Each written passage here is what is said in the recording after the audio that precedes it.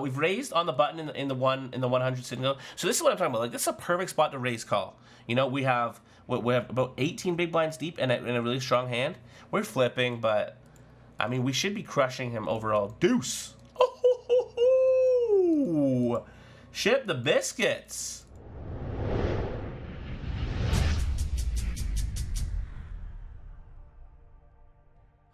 This is the Tonka stream, not live. But this is going to be our first sit and go session on YouTube. I've got a couple of queens calling off and all in with the ace-8.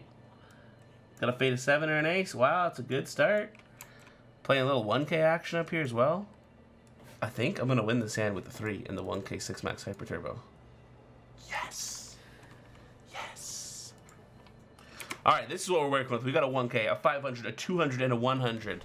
And I'm playing a $55 pot limit Omaha tournament on the side. But that's not going to be a part of the video. It's just going to be, this is going to be our first sit and go video. I'm not really sure what to expect. Young Jonathan Crute is about to leave me here. I'm pretty close to the bubble in the pot limit Omaha tournament. We've got ace-10 down here. I don't really know quite how aggressive this player is. I haven't played with him too much before, but I do have him noted as a regular. I'm going to fold, but there are certain opponents that I would go all in for 13 blinds here verse, but when I'm sort of readless, I'm not going to do it. We're on the bubble over here. This is, so yeah, like I said, this is going to be my first sit and go video. I'm just going to, you know, just record some sit and goes of me playing them and just sort of see how it goes. You know, I'm just going to talk about some strategy. I'm going to give you guys my thought process. I used to play these full time. I've played over 100,000 6 max hyper turbo sit and goes over the last 4 years.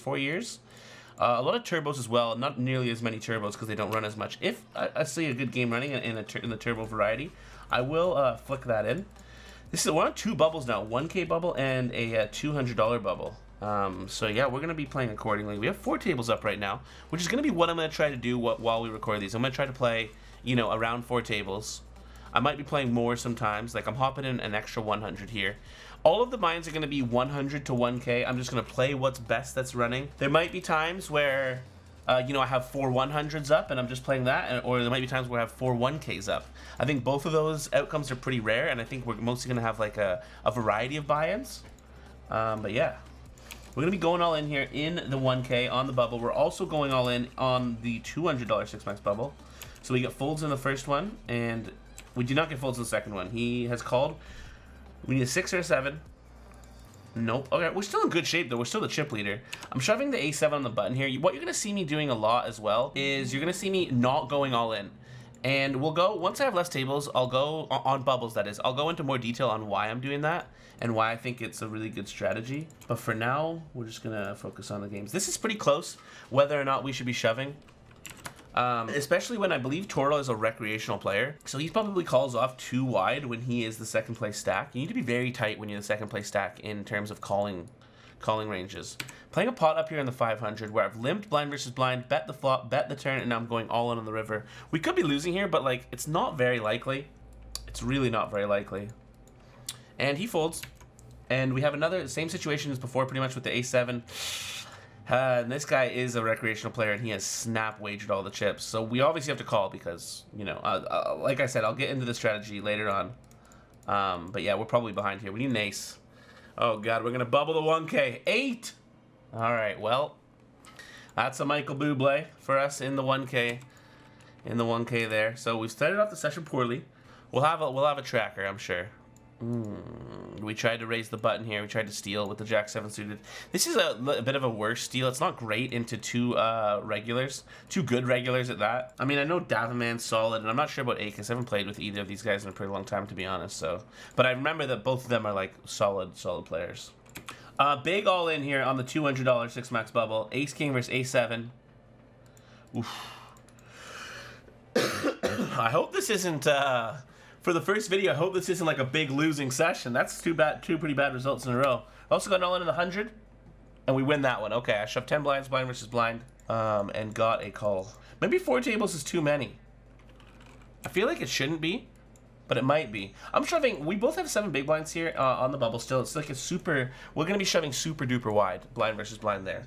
Probably around like 80% of hands. The problem's gonna be is we're gonna run out of tables like instantly sometimes, you know. Sometimes with sit and goes as well, you can just like bust all of your tournaments in seconds. So we're gonna have to call off with the ace king suited here. You'll just be doing well, and then all of a sudden you have nothing left. He 3-outed us last time. Can he 3-outed us again? God, not like this. Too many outs now as well. Wow.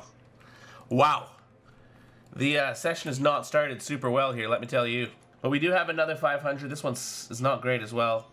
Not a big fan of a 5 regular game, especially when they're all what I consider to be competent regulars.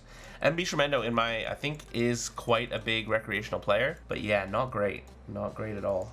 But we have 4 tables now, a 500, 2 500s, and 2 100s. I'm going to take a look at the turbo lobby and see if we can... no, there's nothing running over there. So yeah, we have like a second or two of downtime here. You should be calling your big blind very wide. Very wide. So I'm going to do it with Jack 8. I'd call like Jack 7, even versus a bad player as well. Like, I want to be playing pots against the recreational player as much as possible. So I want to be, you know, calling even wider possibly, because I think I can take the pot off them post flop in a lot of ways. Like, he's betting pot here. And this isn't really a spot where you should ever be betting pot. There are some boards where you could perceivably bet pot and it could be good, but on King, King 5 Rainbow, that's not going to be one of them.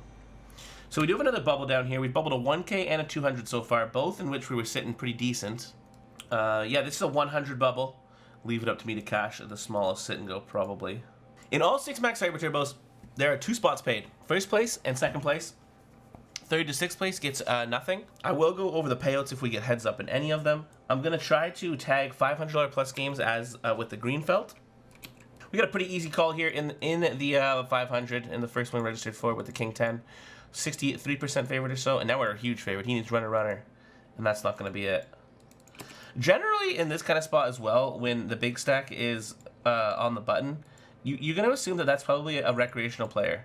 If he's limping the button in a spot where raising or shoving could even be good, like, I don't think shoving's super duper great in this spot, but it could be.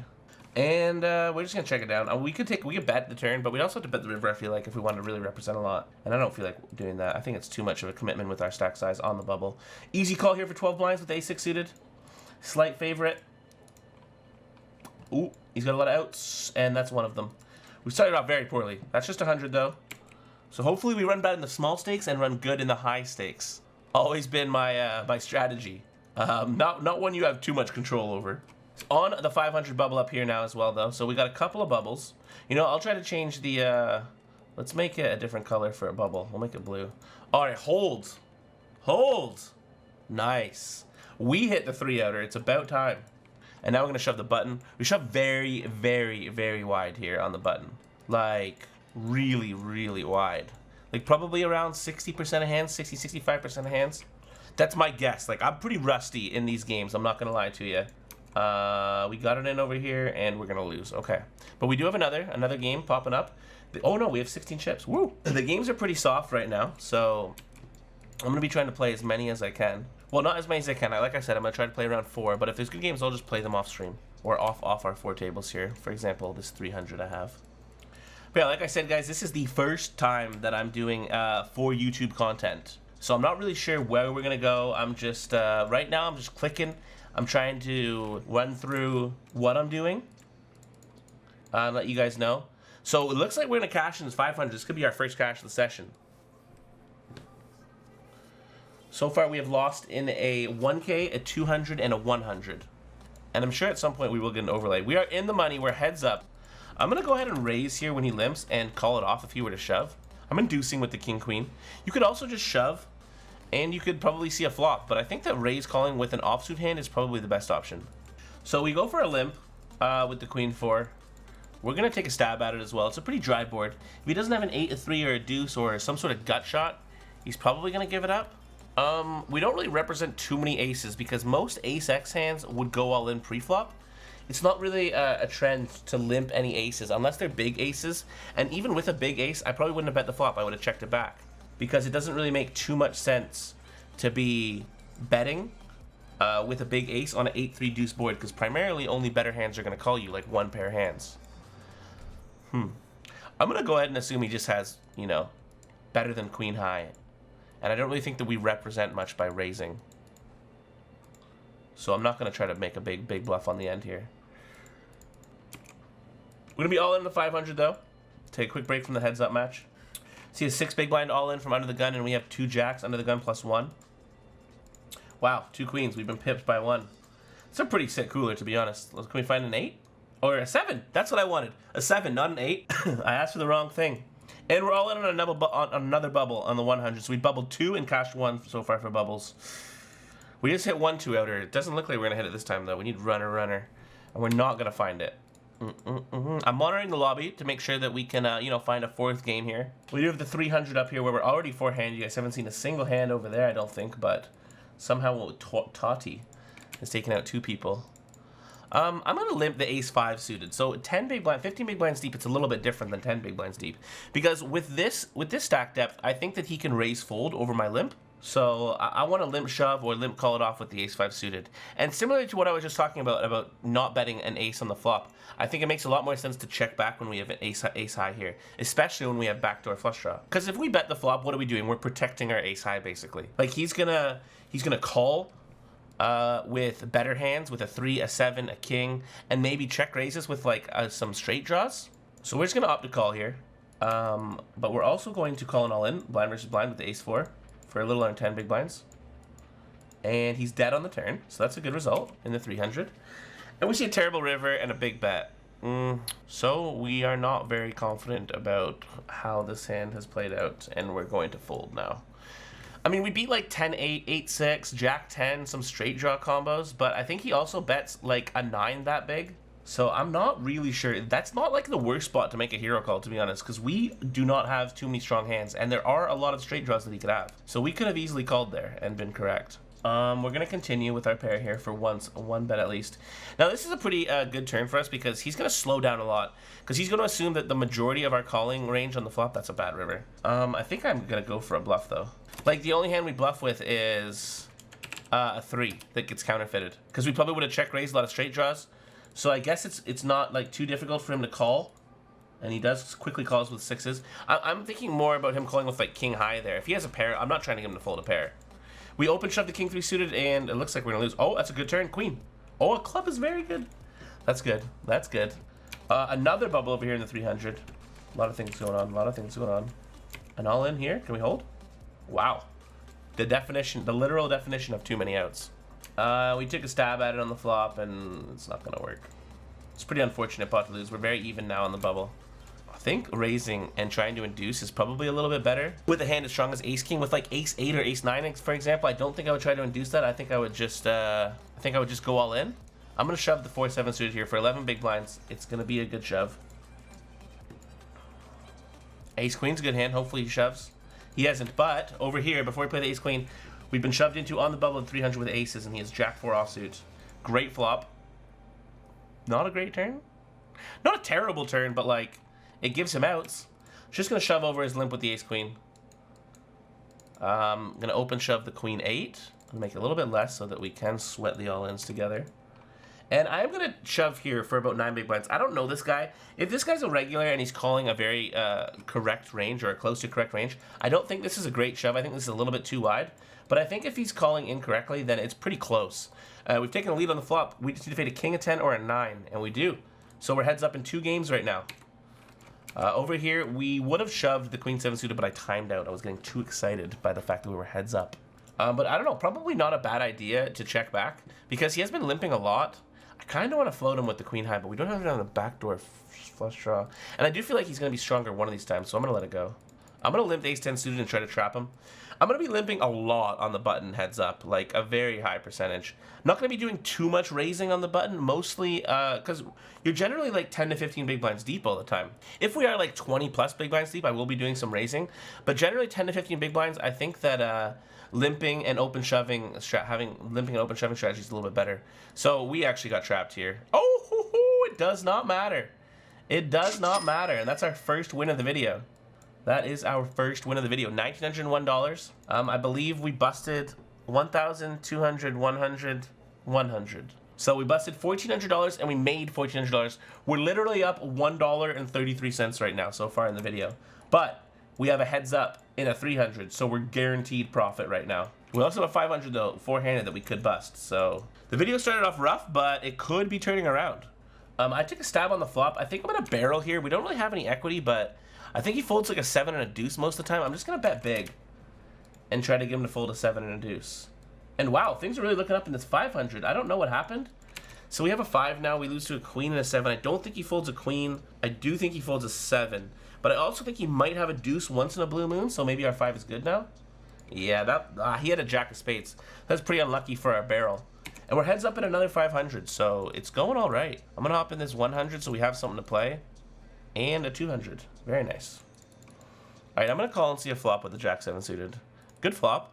I mean, we flopped a pair and a gut shot. This is a pretty bad turn card when it goes check, check. I think we have the best hand. Like, how could we have the worst hand? Does he really check an 8 or better? Or like king 7 or a7 twice? I guess king 7 or a7 and maybe a few 8s, but I'm just going to bet really small. Try to get a small value bet in here. You call by ace high, pocket 6s, 5s, bunch of hands like that. I'm shoving the 10 big blinds with the 10-6 suited here versus Rita. Solid player. Used to always berate me on the tables. True story. Tell me how bad I was when I used to play. We played a lot of games together. A lot of games. Versus a regular, like a regular in the games. I think that limp calling or limp raising looks pretty good here, but I'm just gonna open shove for 12 blinds. And we have been called by a better hand. We're gonna need some help. Jack? Nope. All right, so we're gonna bust second in the 300, and we're all in the 500 as well, and we're gonna bust in that one as well. Here's our bust out hand. I'll just show it to you guys because I had to call because I was about to time out. But he shoves the button, and I have under 10 big blinds and king 9 suited. King 9 suited, super strong hand here. Very, very happy to put all the chips in the middle. And he unfortunately is a better hand. But not by much. As you can see, the equities are very close, 44 to 56. Flop an open ender, and we cannot close. How much do we have on the flop? 37 only. Oh yeah, because he has the 6, right? So we just swap some outs. We have a 200 and a 100 now. I'll be looking to register some more games for sure. Doesn't look like anything is like really registerable right now. This is on the 200 here. 300. Okay. But yeah, okay, so let's get into the strategy behind on a bubble when you are the last place stack, not committing your entire stack. So I want to let me give you a scenario. I have 600 chips on the button. The guy in the small blind has 800 chips, and the big blind then has 1,600 chips. That's total of 3,000. How many chips are in the tournament or in the single? So the logic here is you raise 400 of your 600 chips with the intention to always call off the other 200. So basically, for 400, it shouldn't make him call any more hands or any less hands. It shouldn't really affect your opponent's decisions. But in the rare event that the small blind goes all in over the top for 800 chips, and then the big blind goes all in over the top of that for, covering, it doesn't matter, he's calling it off. So both players are all in, and you are the last play stack, and say you have like a worse hand, like a7 offsuit, like the bottom of your shoving range on the button, then it makes sense for you to fold your hand. And with the 400 chips that you've risked, keeping only 200 behind, because the first place player is going to knock out the second place player, and you're going to squeak into the cash. It's like a big part of ICM, which is just basically like telling you that making plays based on playing for dollar equity and not playing for first place. Because in sit and goes, you have to play to cash. There's 6 people and 2 of them cash. If you're playing every single game with the intention of winning every single game, you're just not going to be successful in sit and goes. So this guy limps here, and I'm gonna take a stab at it on the flop. You really have to play for the cash a lot of the time, because if you have like 400 or 500 chips, you're not on the bubble. You're not in a commanding position to win. You need to try to get in the money, and then maybe get some luck on your side and get some doubles in, something like that. But yeah, exclusively playing for the win in 6 max sit and goes is not a profitable play. All right, well, 200, another 200, another 300 are gonna fire. There's 4 regulars and 1 recreational player in them right now. I wanted to play this hand, but I don't think I want to play it over a 3x raise from not a very big deep stack. So I'm just gonna fold. We got another game up here at 200. So like I said, our buy-ins are really gonna range all the time. We might have a $1,000 game, we might have a $500 game, we might have 4 100s. Right now we got 2 200s and a 100. So yeah, some lower stakes games. Generally, you can look at the payouts here. They are 65%, 35%. 65 for first, 35% for second, and nothing for third, fourth, fifth, and sixth. The bubble is the worst. Being the bubble boy is a sad, sad day. Early stages here in the 3 sit and goes, not much going on. Another game is 5 of 6 at the moment, so I might give that up in a second. We do have an ace, which is obviously a strong card, and we only have 13 big blinds, though. I think it's too loose to shove here from under the gun, and I don't want to raise fold. I think the hand is too bad. We're basically just playing our ace for a blocker, and that's not very good. I would definitely open shove ace 10. I don't really know if I have a raise folding range here. I think it's very good to, and I think you should, but I think being out of the game, I'm just going to try to make, just make like correct shoving decisions at the moment. So this is obviously going to be a very easy call with the ace queen suited.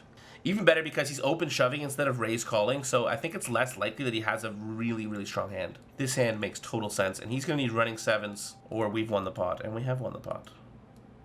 If it folds to us blind versus blind, we're going to apply some ICM pressure, which sounds funny to be applying, like caching pressure, basically, when you're four-handed, five-handed even. But we are the two biggest stacks by a mile. And the alternatives aren't good. If I limp, he can open shove over me, and that's not good at all. This is kind of a tough spot. I would isolate ace 8, and I would definitely fold ace 6. So this is like right on the cutoff. I think I'm going to fold. Being relatively readless. But yeah, I would have shoved blind versus blind there for like 24 big blinds, and you might say like, wow, 24 big blinds with ace 7 offsuit, that's a lot. When you get called, you're only getting called by better. Yes, but it doesn't really matter. Because the chips that we win when he folds and the amount of times that we suck out when he does end up calling vastly outweigh the fact that we're mostly only getting called by by better hands. This is a big pot, and this is kind of shitty. Like, oh, now we're actually going to fold. I would have definitely raise called Harlem. Like, I'm not worried about that at all. And in fact, maybe this is still a raise call because we have 500 chips on the side to play in the side pot. And then Toral, I believe, is a recreational player. He does play a lot, though. He plays semi-regularly. But I think he would call it off with, like, ace-10 suited sometimes here. So I am still going to call, actually. Yeah, see, that's what I mean. Queen-jack offsuit. If he's calling that hand, how could I ever consider folding? King! Unfortunately, we're going to lose to both. So, yeah, but I'm glad we took the second to think about that. And realize that, you know, Toral is a recreational player. So we can definitely just isolate him. Or put all the chips in the middle and assume that we're going to have the best hand a lot of the time. Alright, so deuces. It looks like we're going to be on the bubble in this 200, but we are super short. Pretty unfortunate pot there. I'm pretty sure that raise calling there with ace-queen is good. It's so awkward because you're playing for a 2/3 of the chips in play five-handed, you know, which is crazy when you think about it. We really need to win this pot if we want to stay alive for obvious reasons. Good flop, good start, good turn, really good turn. He's got 2 jacks. Alright, we're alive. And we are calling a 3 big blind all in with the ace and the big blind. Ace, 3 king 7. Calling like almost any 2 cards there. Not quite, maybe like 90%. Back up the bubble, folding king 7. I think that this guy shoves and shark calls too often.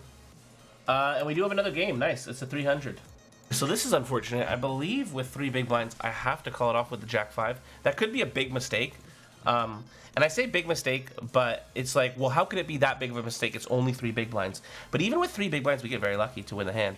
But even with 3 big blinds, you can make huge mistakes on bubbles, like mistakes that cost you a lot of money. Which, again, I know it seems crazy because it's only 3 big blinds. How could it ever be a huge mistake? But it definitely can be. Shoving king 10 now. We've chipped up nicely. We're in second place, actually. Even though we'd hate to get called here, we still have to shove. And we're in some other pots as well. We're going to be raise calling ace queen, or sorry, we're going to be 4-bet shoving. Oh, wow, this sucks. We need a king, a 10, or a jack. Ooh, yes. Yes, the run good is real in the 200 here. The comeback is on. All right, same hand here. That's boring.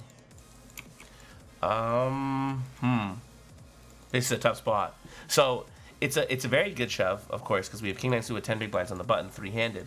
But the big blind only has 4 big blinds, so I'm actually going to fold. Because if we run into Harlem having a hand here, and Harlem's going to shove super duper wide, so these guys are going to clash a lot, which is good for us. But if Harlem were to like wake up with a hand here and call us, and we bust with 800 chips when he only has 300, that sucks. Harlem's going to shove a lot of hands on the button again, because in the event that he shoves 9-9 shark folds, I have to call an insanely tight range.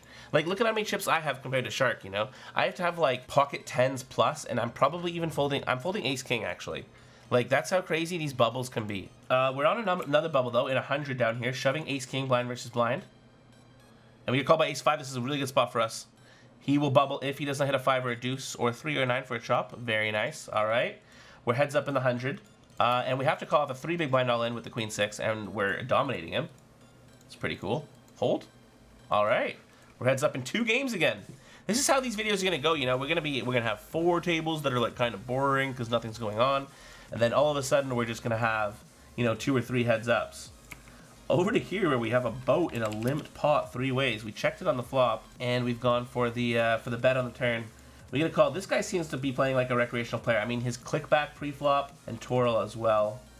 We're definitely going for value here. The question is how much. I think like reasonably large. We've raised on the button in the 100 signal. So this is what I'm talking about. Like, this is a perfect spot to raise call. You know, we have about 18 big blinds deep and a really strong hand. We're flipping, but I mean, we should be crushing him overall. Deuce. Oh, ship the biscuits. What's going on here? He shoved over us on the river. As a bluff. As a bluff, he was bluffing. What's happening? Oh my God, can we? All right, we too many things going on. We got $200, we got pocket jacks, we limped 12 big blinds. Ace king. How was that a thing? Hold the flip. All right, boat. Open shoving the 15 blinds on the button with the king jack suited. I want to look over that hand. The logic here is I don't want to raise fold, and I definitely don't want to raise call with king jack suited 15 blinds. There's a few opponents who that could be good against, but I only know Riffle. I don't know FPS tag. I think he's a regular though. I'm gonna shove with the queen 4 suited over the limp here. Not sure if just checking is better. We can raise call, we can limp call, or we can shove. Shoving for balance seems pretty good. And by balance, I mean we don't always want to be inducing with our best hands, you know? We do want to be inducing with our best hands a lot of the time, but if you only ever shove there with weaker hands, like weak ace-X's, like ace-2, and like, you know, suited connections, like 7-8 suited, if you literally only have really bad hands, then it's easier to play, then you are a much easier player to play against. Like this, I just want to shove this because I don't want to raise fold, I don't want to raise call, and I do not want to limp fold. I definitely don't want to limp call either. So we really only have one option, which is shoving. And unless it's an ace, we have won another game. Wow. Heating up here. It's too much to keep track of right now while I'm playing. But I am running some tracking software. But let's get right into it. We got we're 3-bet shoving with the ace jack suited. Oof. We're in a pickle here. We need to find a jack or a 9 or 6. Okay, okay. The run good is real at the moment. We started off rough. I feel like we might still be losing money overall, but we're heating up for sure. You guys saw the call with the queen jack before by Toro, right? I don't really know if that means he's gonna call like too many more crazy hands. I'm just gonna limp here though and try to go post flop against him. Versus weaker opponents, if you feel like you have an edge post flop, then try to get post flop. You know, with not necessarily with strong hands, but with weaker hands. You know, like jack 8, where it's not a bad shove for this many big blinds, but maybe we can just go post flop and use our post flop skills a little bit better there. I'm gonna fold this. When this is a tough spot, I think it's gonna be a call because Anguilla is moved in for not even 2 big blinds, and he's been isolated by Slayer V1 fan, and we have about the same stack. Yeah, I think this is gonna be a call. I mean, I wouldn't really consider folding with ace jack, right? So we got the same hand as him. We can only lose chips. All right, we cannot lose chips. We chop it up with a straight. We will share Anguilla's chips and the big blind. A little bit of dead money there. Okay, but I wanted to go over this hand real quick. So this is a limped pot. We got the 3 deuce. It's a dream flop, literally the nuts. It doesn't get better than this. We bet the turn. He calls. I'm gonna bet the river. 185. We only have 144 behind. He shoves, and I'm like, yeah. I mean, I'm not folding, even though maybe you have a bigger boat. But how could you ever have a bigger boat? And he just has a bluff, ace 5. Insane. Pocket aces here. We have under 9 big blinds though, so I'm not gonna do anything other than shove. I'm just gonna go all in. Some players do develop like a limping range here, which is like primarily aces and kings, and then a few like bad hands, like some suited connect hands, like 5-4 suited maybe. Because you don't want to be limping like hands like ace-5 suited, you know, because those have too much equity. So we are in a bubble of a 200 as well versus 2 recreational players. We are the last place stack, but when playing against 2 recreational players, they make lots of mistakes in sit and goes. More so than probably any other format, because like I was trying to say before, like people don't really realize how many mistakes you can make with very small stacks, with like 3-4 big blind stacks. Like you can make a lot of mistakes. So queen 7, we limped, bet the flop, and then check the turn. I think I probably the best hand, but I think this hand is particularly too weak to value bet. I might call a bluff. I might call a bet. I'm calling it a bluff already. I might call a bet from him on the end here because I think he would have bet the turn a lot with a king, and I don't think he bets. I just think that's the only hand that we lose to is a king, and he does. He called the flop with 9-5. He floated us with 9-5, and then didn't take a stab at it. Bit odd. We're super card dead here in the 200. I think, I'm not sure how many games I've played. I'm going to tally up the results here, and I'm going to make sure it's on the screen, hopefully, for the video. I'm going to shove here. But these are going to be my last 3 games for this first sit-and-go session. We've been called. We're going to need some help. All right, well, that's a good flop. That's a really good flop. We very easily have the best hand here. Oh, my God. We had the best hand pre-flop. Oh. With the best hand pre-flop though, and he had the 7-9. That probably makes our shove very bad, by the way. If he's calling with 7-9, we probably shouldn't be shoving our hand. Super easy shove over his limp for us. He could be inducing, like, of course, trying to trap, but I don't think it's very likely. Over here in the 300, easy call with 6.5 blinds with 6s. We're flipping. We need a 6 now. Hey, that's not gonna be yes. Shoving the button with the ace-8 suited. Oh, God. This is bad. Oh, this is really bad. Let's chop it up. Come on. Let's chop it up. I'm not greedy. Let's chop it up. There we go. Just a chop. I'm not a greedy man. I'm not at all a greedy man. We tried to make a sneaky raise here off of about 14.5 big blinds, so like almost 15 big blinds with the jack-8 suited, and it has gotten punished. So it's going to raise fold. We found jacks now, though. And we found a pair. If Killman goes all in, I'll ISO him, and if he folds, I'll shove. Even though I'm not happy to shove, because Toro clearly calls like more hands than he's supposed to. But 6s are way too strong of a hand to ever consider folding. This guy had ace-queen suited when he raised before. I could try to like call to slow play the jacks off of 12 blinds here, but it's probably better just to shove. Yeah, I mean, if he's raise calling jack-9 suited, we can give him the recreational tag. No. Whew. If he's raise calling us with jack-9 suited, we definitely want to go all in. But yeah, these are going to be the last 2 games that we play on this first short video. But yeah, we're going to be doing this. This is going to be more of a regular thing for sure. I'm a little bit sick right now, but I wanted to get some content today. I'm not streaming today. It's Wednesday today. I'm not streaming. I wanted to get some content out for you guys, like no matter what. So yeah, like as you can hear, I'm like pretty stuffed up. I don't feel well. But I figured, you know, let's play a few sit-and-goes, and I'm pretty sure it's been going well. I think using like a strong HUD as well is very good. And maybe down the line we can make like a HUD with like some stats that you should be using. Oh, yes. Yes. We're heads up in the 200. Let's go. We're going with it for the 3 big blinds with the 6-5 suited. It's a strong enough hand with enough equity. 6. Upside down. This is our last table now, a 200. And yeah, maybe we can try to focus on certain things in certain videos. For now, it's just gonna be playing some games. Maybe next time I'll try to play 20 games or 25 games. I'm not really sure, but we'll try to think of some themes around them. For now, I just hit the record button and I'm just blasting out a little bit of content. That's the plan right now. So we are on the bubble now. I'm a 3rd place stack with 2 good opponents here.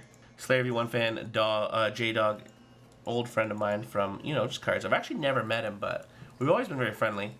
So this is a perfect example of what we were talking about before, about the raising a big portion of your stack so that it doesn't affect your opponent's decisions. Like making it 420 or shoving 642 here does not make a difference. But if Riffle goes all in and Slayer V1 fan overcalls, then I want to fold because I want to keep myself at 222 chips and most likely get in the money because Slayer V1 fan is going to knock out Riffle. And these stack sizes were great because even if he didn't knock him out, then if Riffle wins, then Slayer V1 fan would have only had 100 chips, and we are still in a decent spot to cash in the sit and go. Like I was saying, sometimes it's all about cashing. Very often, actually. You need to just like focus on cashing instead of, you know, making the most profitable chip expectation play. You're gonna see me make some folds in some of these games, where it's like, wow, he folded ace king where his opponent is shoving any 2 cards, because that happens. You have to fold ace king suited even. I folded pocket 10s pre-flop in a spot where my opponent was shoving any 2 cards, and it's the right decision. Because, all right, this sucks. We need an ace now. Heart! Basically, I'm just going to touch on... We're going to look at my Omaha table while we run here, because I'm playing one $55 Paul Lemon Omaha table while I continue talking about this this little bit for a second. But yeah, basically, you need to fold, because the reason you want to fold with ace-king in a certain situation when your opponent is on any two cards is because you'll be three-handed, the other third person sitting will be like a super short stack, and you're going to have a bunch of chips. And the equity that you get from winning compared to when you lose the hand vastly outweighs or is less than when you bubble. Like, it's so much worse to bubble. So if you're like only bubbling like 25% of the time and you're winning 75% of the time, that 25% outweighs the equity you gain from when you double up the 75% of the time. That's something that we'll definitely touch more on in videos to come. But yeah, not streaming today, Wednesday. I will be streaming on my Twitch channel, twitch.tv/tonkaaaap or NeverLucky.tv. Thank you guys for checking out this video. This is my first YouTube video based solely around sit and goes, and a little sneak peek of that $55 Pot Lemon Omaha. If you guys want to check out more of those, be sure to subscribe. And yeah, they're going to be coming along with, you know, our standard daily highlight videos. And some deep runs, deep tournament run videos. And we're gonna be doing more sit and go videos though, definitely in the coming future. So thank you again for checking it out, and I'll catch you guys on the flip side. It's sellout time, boys. Check it out.